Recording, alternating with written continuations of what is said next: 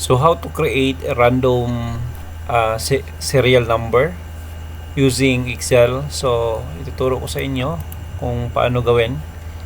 So may gagawa tayo ng 15 random serial number. So para hindi mahirapan, so we need to use Excel para hindi magkaparehas yung serial number na gawin natin. Kasi Excel siya na yung mag-generate ng serial number which is not the same with other serial number, no?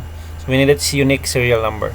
So start, we need to put equal sign, then we need to put the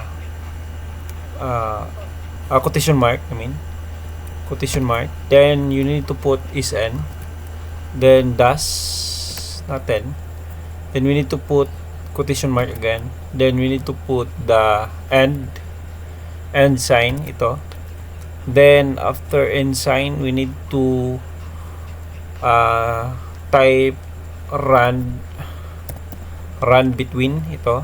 So click natin run between, double click lang natin, then run between. So ilan ba usually yung serial number na ginagamit? So there are 12 numbers or 11 numbers, no? So depending on how does the serial number created. So type tayo dito, so count lang. So 10, 1 at yung 0, 1, 2, 3, 4, 5, 6, 7, 8, 9, 10, 11. Okay, then comma, then type naman tayo ng 9. So 1, 2, 3, 4, 5, 6, 7, 8, 9, 10, 11, 12. Okay, so meaning para mag produce siya ng random serial number, dapat parehas yung number dito sa first, no? How many numbers? Example 1, 2, 3, 4, 5, 6, 7, 8, 9, 10, 11, 12. So dito sa kabila naman is 1, 2, 3, 4, 5, 6, 7, 8, 9, 10, 11, 12. So meaning yung i-generate niya na number from 1 to 9. So meaning from 1 million to 9 million, no? So there are 12 numbers yung i-generate ni Excel. Okay? Then after that, we need to enter.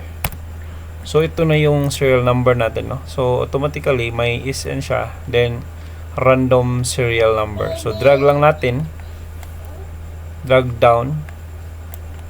Okay, so may automated serial number na tayo. So yun lang, and I hope nakatulong sa inyo kung paano gawin yung random serial number. So thank you and God bless.